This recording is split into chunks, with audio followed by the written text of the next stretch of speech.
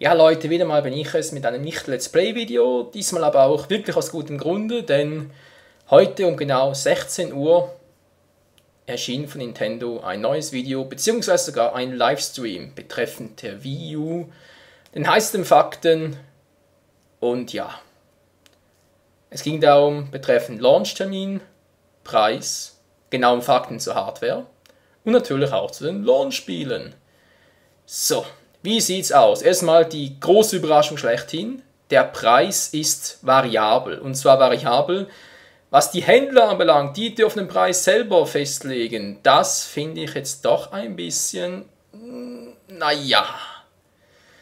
Ob das den Händlern jetzt so zugute kommt, wegen Konkurrenzdruck und so, ich weiß ja nicht. Die werden wohl nicht zur Freude haben. Jedenfalls, ich habe mal vorhin noch nachgesehen bei meinem Händler. Der hat dann noch seine 400 Schweizer Franken, also sprich etwa, wie viel sind das, etwa 250 bis 300 D-Mark.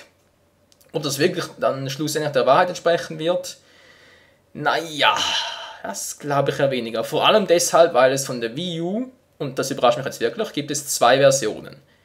Erstens mal gibt es eine schwarze Version und eine weiße Version. Okay, das war jetzt nicht besonders überraschend, aber dass diese Versionen nicht nur von der Farbe her unterschiedlich sind, sondern auch vom Inhalt her, sprich von der Leistung der Hardware, das ist dann doch ein bisschen crazy. Und zwar erscheinen beide Versionen der Wii U, sowohl die schwarze als auch die weiße. Da kommt Angst vor wie bei Pokémon, was?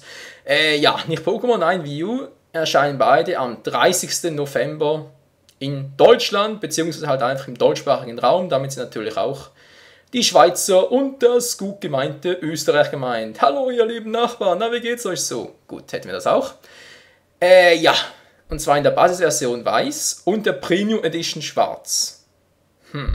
Was ich jetzt davon halten soll, also Konsolen und so bin ich ja eher der Typ für die weiße Konsole, schon wegen Fingerabdrücken und so. Das haben wir ja auch sehr gut beim Nintendo 3DS, von wegen schwarze Version und so. Aber gut, ich lasse mich überraschen. Ich werde wohl wahrscheinlich zur schwarzen Edition greifen müssen. Wieso? Ganz einfach. Die weiße Edition, jetzt muss man hier kurz ein bisschen durchscrollen. Ich hoffe, ihr hört da die Maus nicht zu laut. Launchspieler komme ich gleich noch. Genau, die Basisversion, also sprich halt die weiße Wii U, wird 8 GB Speicher haben. Ist natürlich nicht so viel. Es beinhaltet zwei Netzteile. Ich schätze mal das eine natürlich für die Konsole selbst und das eine auch für das Tablet, beziehungsweise das Gamepad. Und ja, auch ein Wii U Gamepad ist dabei. Außerdem wurde auch bekannt gegeben, dass Spiele der Wii, also der Wii U, so ähnlich wie Blu-ray-Disc, und wenn ich mich jetzt nicht komplett verlesen habe, sind das insgesamt 25 GB Speicher auf einer Blu-ray, beziehungsweise halt Wii U-Disc. Und das, Freunde, ist schon ein Brocken. Ich meine, vor allem im Vergleich zu Wii. Ich weiß nicht, wie viele Speicher so eine Wii-Disc hat, aber ich bezweifle, dass es mehr als 4 GB gewesen sind. Ich schätze es einfach mal. Aber auf alle Fälle ist sicher sehr, sehr viel mehr dies von der Wii U. Gut. So viel dazu. Die schwarze Version hat eben diese Premium Edition, die beinhaltet von der Version selbst 32 GB Speicher, einiges mehr, ebenfalls zwei Netzteile und natürlich ein Wii U Gamepad halt in schwarz diesmal. Außerdem eine Wii Sensorleiste, was ich, naja, ja gut, kann man machen, aber ich werde die wohl wahrscheinlich nicht brauchen, weil ich noch zwei von der alten Wii hier habe, eine mit Kabel, eine ohne. Dann gibt es noch einen Ständer. Nicht das, was ihr denkt. Ein Ständer für, ist eine gute Frage, ist ein Ständer für ein Gamepad oder ist es für die Konsole? Jetzt mal eher für das Gamepad. Doch die Konsole, ja, seitwärts gerichtet, ja, ist auch egal. Und eine Ladestation für das Tablet-Controller, sowie noch das Spiel Nintendo Land. Ja, was man natürlich von diesem Spiel halten kann, möchte ich mich noch nicht so ausführlich dazu äußern, vor allem deswegen nicht, weil ich es leider auf der Gamescom nicht zocken konnte. Kein Wunder, ich war gar nicht da. Und deshalb lasse ich mich da mal überraschen. Außerdem gibt es, was steht hier noch? Außerdem erhalten Käufer der Wii U Premium Edition, also halt der schwarzen, den Nintendo Network Premium Zugriff mit 10% Rabatt auf Einkäufe im Online-Store von Nintendo. Ja, jetzt dürft ihr mal dreimal raten, welche Version am besten weggehen wird. Ich meine, der Preisunterschied kann jetzt nicht so gewaltig sein. Ich kenne jetzt zwar gerade die Preise am japanischen Launch nicht, weil da gab es ja heute früh bereits den Livestream dazu.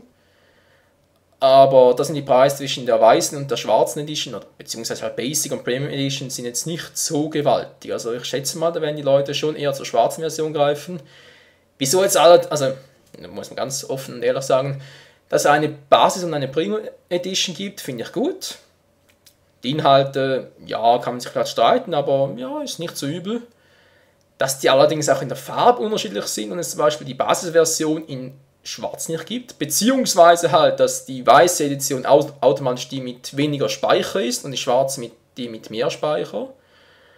Oh, ja, was ich davon halten soll, das werden wir mal erst erfahren, sobald wir die Wii U näher betrachten. Und das dann vermutlich ab dem 30. November. Obwohl ich da noch sehr skeptisch bin, Leute, denn die Launch-Spiele, ich habe zwar gerade die Seite nicht vor mir, ich bin super vorbereitet, wirklich. Zur Wii U habe ich im Prinzip alle Fakten, aber zu Spielen, nö. Okay, Launchtermin gibt es von Haus Nintendo, halt Nintendo Land und Super Mario Bros. New Super Mario Bros. Ja, wie auch immer. All diese beiden Spiele, dann Zombie U soll, glaube ich, auch noch in diesem Rahmen sein. Wenn das stimmt, was ich sonst noch gelesen habe, soll es 1 bis 2 Wochen später für die Xbox 360 und PS3 erscheinen, aber irgendwie dann noch ein besonderes Bundle oder so, keine Ahnung. Und Assassin's Creed 3 schätze ich mal auch so zum Launchtermin herum. Eine große Überraschung, das sehe ich ja gerade auch noch.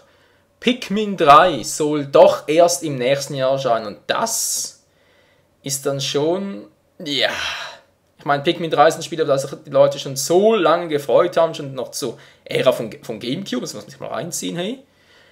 Dann der Präsentation, also sprich dann der E3, wurde das als erstes Spiel direkt rausgehauen und dann später ist dann langsam noch durchgesickert, ja, es hat nur 27p, kein Full HD. Übrigens, die Wii U bietet wirklich Full HD. Aber ja, Pikmin 3 hat nur HD, okay, gut, HD reicht ja auch. Ich meine, ja, für Pikmin 3, okay, wieso auch nicht. Aber da hieß es ja auch, ja gut, vermutlich 2 bis 3 Wochen später, so Dezember rum, jetzt doch erst nächstes Jahr. Und wenn das so weitergeht, ist dann bald, ja, Weihnachten 2013, was? Aber ich denke sowieso, der Launch von der Wii U, der dürfte heikel werden. Sehr heikel. Wieso? Na, wegen dem 3DS natürlich. Wer diesen, ich sage jetzt mal, Verkaufszeitraum von dem 3DS aufmerksam beobachtet hat, hat natürlich bemerkt, dass der 3DS sehr schlecht am Anfang verkauft wurde, beziehungsweise gekauft wurde von den Kunden. Ist auch kein Wunder, vom Haus Nintendo kamen kaum Spiele. Ich glaube, das erste richtige Spiel von Nintendo selbst war ja Zelda Ocarina of Time 3D. Das kam ja auch erst 2-3 Monate später und sowas kannst du einfach als großer Publisher, beziehungsweise halt Produzent in diesem Fall, Produzent sage ich schon, Videospielhersteller einfach nicht bringen. Ja, da haben sie auch gesagt, sie haben daraus gelernt und so, und jetzt bei der Wii U, was kommt? Aus dem eigenen Hause, Pikmin 3, okay, natürlich, haben alle erwartet, aber jetzt wird es, wie gesagt, auch verspätet, also ähnlich wie damals Ocarina of Time 3D.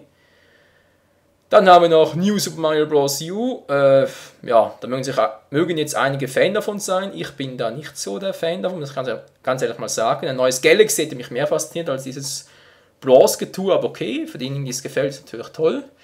Nintendo Land, ja, na gut, so viel auf zwischendurch, aber es ist ein richtiges Hardcore-Spiel und halt wirklich ein Spiel, das man aus dem Haus Nintendo kennt, wie zum Beispiel Metroid, Kirby, Zelda, okay, das kommt nächstes Jahr oder übernächstes Jahr sogar erst. Ja, jetzt erst übernächstes Jahr, weil nächstes Jahr soll das für ein 3D erscheinen. Was gibt es sonst noch? Super Smash Bros. Irgendwie eine neue Galaxy-Reihe oder sonst was. Das fange schon auf Schweizerdeutsch zu erzählen. Sonst was im Sinne von Super Mario? Nö, keine Spur. Und diese Strategie von Nintendo aufgeht, gut, ich meine, Assassin's Creed 3 und Zombie U sind zwar schön und gut, aber wenn dann die Preise nicht unbedingt so stimmen, wie man es gerne hätte, wieso soll man dann auf die Wii U wechseln, statt einfach das Spiel für die PS3 zu kaufen, zum Beispiel, oder für die Xbox? Ich meine, PS3 und Xbox sind garantiert viel billiger. Und wenn die Wii U da nicht noch, ja gut, es hieß zwar, dass die Grafikleistung etwas besser sein soll als die von PS3 und Xbox 360, aber ob das wirklich der Fall ist, wir werden sehen. Ja, und sonst noch zusätzliche Features, also wenn die Wii U da vor allem Kunden gewinnen will, die nicht unbedingt Nintendo-Fan selber sind, dann muss sie sich da etwas einfallen, beziehungsweise halt eingefallen lassen haben, weil mittlerweile, wir haben ja irgendwie den 13. September, oder? Das sind noch knapp 2 Monate, 2,5 Monate. Da wird garantiert nicht mehr viel dran umgeschraubt oder programmiert, entwickelt. Das ist bereits alles erledigt. So. Ja, ich bin für heute auch schon erledigt. Das war es soweit von diesem Infovideo. Und dann würde ich mal sagen, bis zum nächsten Mal. Ach ja, eines muss ich eigentlich auch noch erwähnen, und zwar wegen den heutigen Folgen. Naruto und Xenoblade war geplant. Naruto stand eigentlich gestern in den Startlöchern, also vom Rennen her und so. Aber leider ist mir da Sony Vegas irgendwie abgeschmiert und seitdem lässt sich nicht mehr richtig ausführen. Ganz toll. Das heißt, ich muss jetzt Naruto und Xenoblade, ich habe es heute noch ein paar Mal probiert. Also 2-3 Mal, bis jetzt bin ich noch nicht lange zu Hause. Aber ich schätze, ich muss da aufs Notebook umwechseln und das dauert halt ein bisschen länger und deshalb kam diese Folge dann erst morgen. Nur so mal zur Info. Heute erschien am Mittwoch übrigens noch Anno 1404, nur für diejenigen, die es halt mal verpasst haben oder auch, ja, war es eigentlich schon. Verpasst haben und kein Interesse haben oder halt eben Interesse haben, genau für die habe ich es gerade noch einmal vermerkt. Gut, das war es aber wirklich. Wir sehen uns das nächste Mal wieder. Bis dahin. Ciao zusammen.